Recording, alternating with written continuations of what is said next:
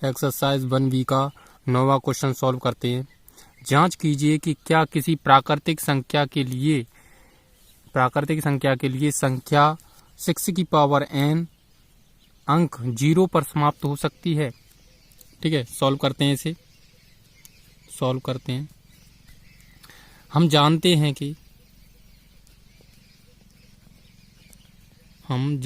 हैं कि कोई भी धनात्मक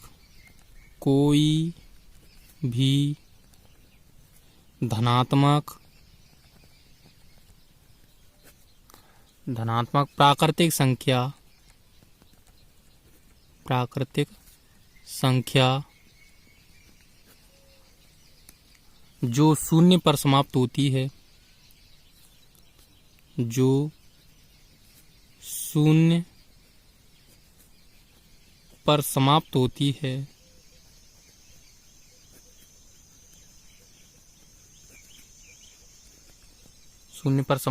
है, वह 5 से विभाजित होती है। वह 5 से विभाजित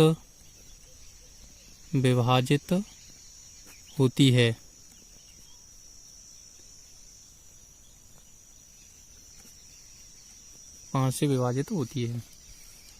ठीक है, इसलिए उसके अभाज्य गुणनखंडों में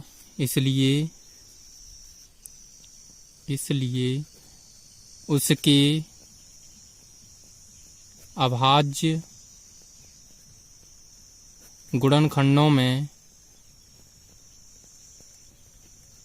गुणनखंडों में संख्या 5 अवश्य होनी चाहिए।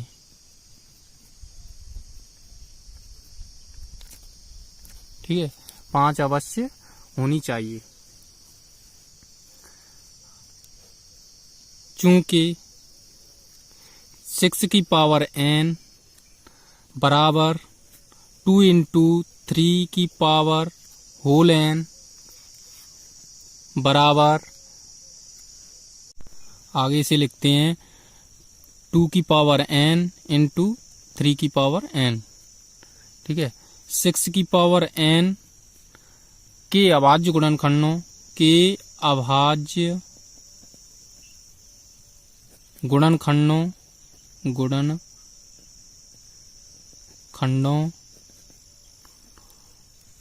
में केवल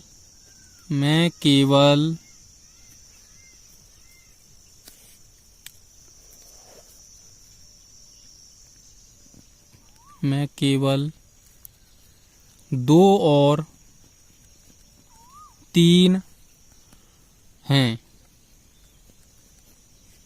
ठीक है, अंकगणितीय आधारभूत प्रमेय से अंकगणित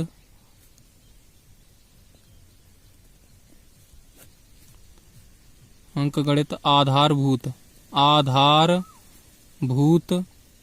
प्रमेय से, ठीक है, आधारभूत प्रमेय से लेंगे तो इसलिए 6 की पावर n के अभाज्य गुणनखंडों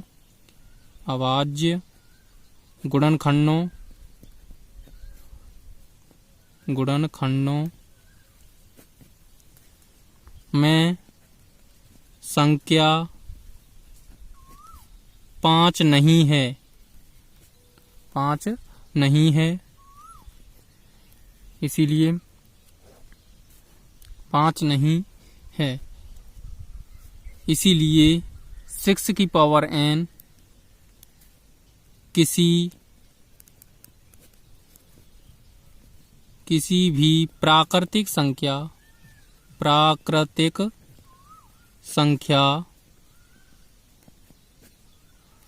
n के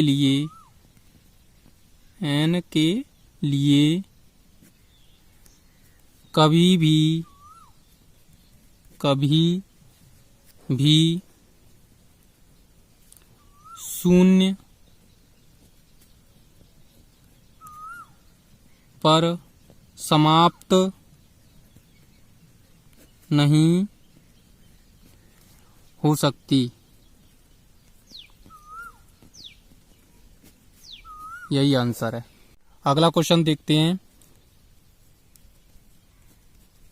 सबसे पहले 7 गुणा 11 गुणा 13 प्लस 13, इसे कैसे सॉल्व करेंगे। इसमें सभी प्राइम नंबर में है, इसलिए 13 कॉमन ले लेते हैं इसमें, और अंदर क्या बचेगा 7 गुणा 11 प्लस 1, ठीक है, यही बचेगा। और आगे क्या बचेगा 13, 11 7 77 और प्लस 1 78, ठीक है। इसी प्रकार ये क्या है, यह एक भाज्य संख्या है। क्यों? क्योंकि इसमें 13 का भी भाग जाएगा, 2 का भी जाएगा, और खुद 13 का भी जाएगा, 1 का भी जाएगा। और अभाज्य संख्या, भाज्य संख्या क्या होती है, उनमें 2 या 2 से अधिक संख्याओं का भाग जा सकता है, इसलिए यह भाज्य संख्या है, ठीक है। इसलिए यहां लिख सकते हैं, इसलिए यह भाज्य संख्या है, भाज्य संख्या है। क्यों? क्योंकि यह संख्या 1, 13,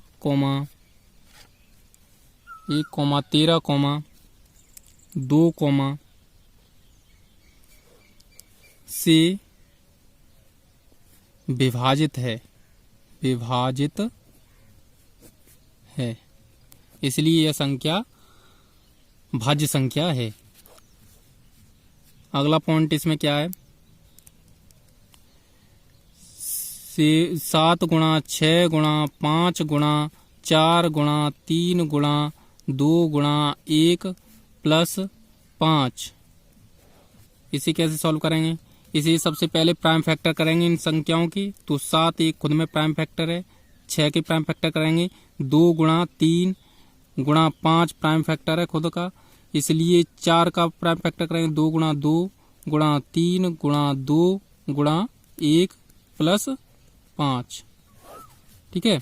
आगे करते हैं इसे, तो सबसे बड़ी संख्या क्या है 7 गुणा फिर 5 गुणा फिर 3 गुणा 3 गुणा 2 गुणा 2 गुणा 2 गुणा 2 गुणा 1 प्लस 5, इसमें से 5 कॉमन ले लेंगे, 5 कॉमन लेंगे तो क्या बचेगा 7 गुणा 3 गुणा 3 गुणा 2 गुणा 2 गुणा 2 गुणा 2 गुणा 1 प्लस 1, ठीक है।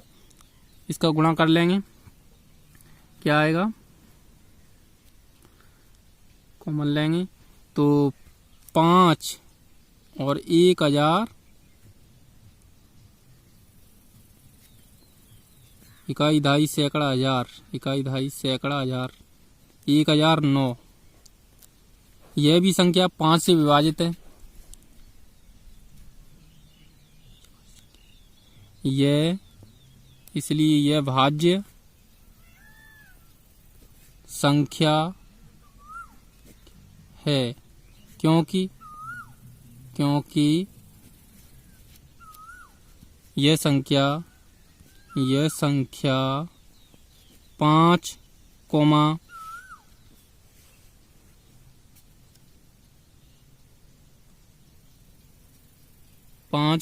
1, से विभाजित है, इसीलिए यह भाज्य है।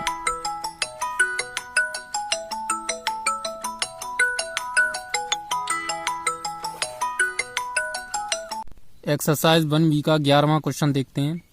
किसी खेल के मैदान के चारों ओर एक वृत्ताकार पथ है। इस मैदान का एक चक्कर लगाने में सोनिया को 18 मिनट और जबकि इस मैदान को चक्कर लगाने में रवि को 12 मिनट लगते हैं। मान लीजिए कि वे दोनों एक ही समय पर और एक ही स्थान से चलना प्रारंभ करते हैं और एक ही दिशा में चलते हैं, तो कितने समय बाद वे दोनों पुनः प्रारंभिक स्थान पर मिलेंगे। सॉल्व करते हैं।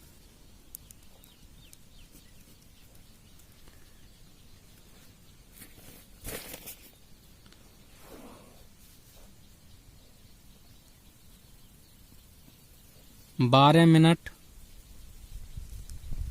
और 18 मिनट, इनका एलसीएम ले लेते हैं। ठीक है, तो 12 के प्राइम फैक्टर करेंगे तो 12, 2 का भाग देंगे 6, फिर 2 का भाग देंगे 3, फिर 3 का भाग देंगे 1। इसलिए 12 के प्राइम फैक्टर क्या हो जाएंगे, 2 गुणा 2 गुणा 3। इसी प्रकार 18 के प्राइम फैक्टर कर लेते हैं। 18 के 18, 2 ने 18, फिर 3, 3 तरह के 9, फिर 3 1। 18 के प्राइम फैक्टर हो जाएंगे 2 गुणा 3 गुणा 3।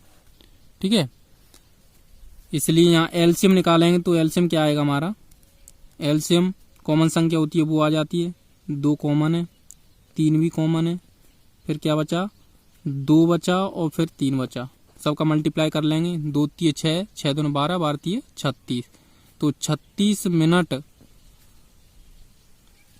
बाद वे पुनः प्रारंभिक स्थान पर, आंसर में लिखेंगे 36 मिनट बाद पुनः प्रारंभिक स्थान पर दोनों मिलेंगे। यही आंसर है। अगला क्वेश्चन देखते हैं। 20 गुणा 19 गुणा 18 गुणा 17 प्लस 19, क्या लिख सकते हैं इसे सॉल्व करेंगे। इसके सबसे पहले प्राइम फैक्टर कराएंगे 20 की, 2 गुणा 2 गुणा 5 गुणा 19 गुणा 2 गुणा 3 गुणा 3 गुणा 17 प्लस 19। इसमें से 19 कॉमन ले लेंगे, 19 कॉमन आ जाएगा। ठीक है, तो 2 गुणा 2 गुणा 5 गुणा 2 गुणा 3 गुणा 3 गुणा 17 प्लस 1। ठीक है, ये संख्या आ जाएगी। फिर इन सब का मल्टीप्लाई कर लेंगे और 1 को जोड़ देंगे। 19 कोष्टक में क्या आ जाएगा, कोष्टक में आ जाएगा 1,62,081। ठीक है, ये नंबर आ जाएगा। यह संख्या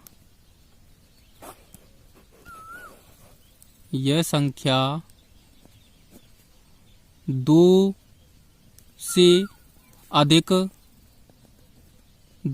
अधिक संख्याओं से विभाजित है,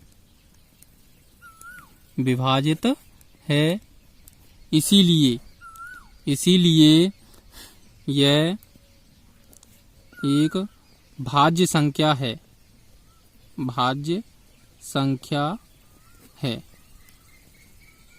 यही आंसर है। अगला क्वेश्चन देखते हैं।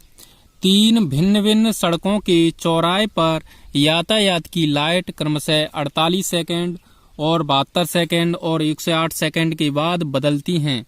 यदि वे 8 बजे एक साथ बदलती हैं तो कितने समय बाद पुनः एक साथ बदलेंगी। बताइए, सॉल्व करेंगे। सबसे पहले 48, 72, 108 का हम एलसीएम निकालेंगे। तो एलसीएम निकालेंगे, सबसे पहले 48 के प्राइम फैक्टर करते हैं 48। ठीक है, 2 का भाग देंगे 24 आ जाएगा, फिर 2 का भाग देंगे 12 आ जाएगा, फिर 2 का भाग देंगे 6 आ जाएगा, फिर 2 का भाग देंगे 3 आ जाएगा, फिर 3 का भाग देंगे 1 आ जाएगा। प्राइम फैक्टर करेंगे तो 2 गुणा 2 गुणा 2 गुणा 2 गुणा 3, ठीक है, ये फैक्टर हो गए 48 के। 72 के फैक्टर करेंगे प्राइम फैक्टर, तो 72 के करेंगे यहाँ 72, 2 का भाग देंगे 36, फिर 2 का भाग देंगे 18, फिर 2 का भाग देंगे 9, फिर 3 का भाग देंगे 3, फिर 3 का भाग देंगे 1, ठीक है। तो कितना प्राइम फैक्टर हो जाएंगे 2 गुणा 2 गुणा 2 गुणा 3 गुणा 3। इसी प्रकार 1 से 8 के प्राइम फैक्टर कर लेंगे। 1 से 8 के प्राइम फैक्टर करेंगे, 2 का भाग देंगे 54 आ जाएगा, 2 का भाग देंगे 27 आ जाएगा, फिर 3 का भाग देंगे 9, फिर 3 का भाग देंगे 3, फिर 3 का भाग देंगे 1। प्राइम फैक्टर कितने हो जाएंगे 2 गुणा 2 गुणा 3 गुणा 3 गुणा 3। तो इनका एलसीएम क्या होगा, एलसीएम निकालेंगे। एलसीएम क्या आ जाएगा 2 गुणा 2 गुणा 2 गुणा 2 गुणा 3 गुणा 3 गुणा 3, ये आ जाएगा। तो गुणा करने पर क्या आ जाएगा इनका सबका 432, जो एलसीएम होगा वो 432 आ जाएगा, ठीक है। अब 432 ये सेकंड है, सेकंड, ठीक है, 432 ये सेकंड है।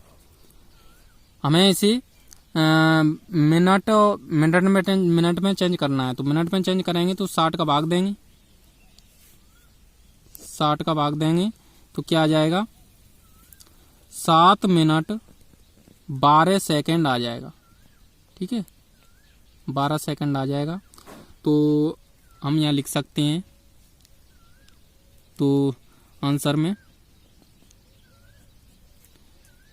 कि वे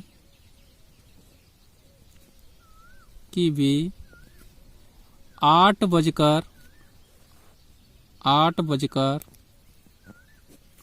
7 मिनट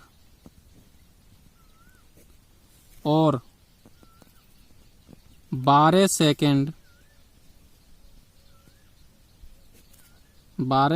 में एक साथ बदलेंगी, ठीक है, यही आंसर है।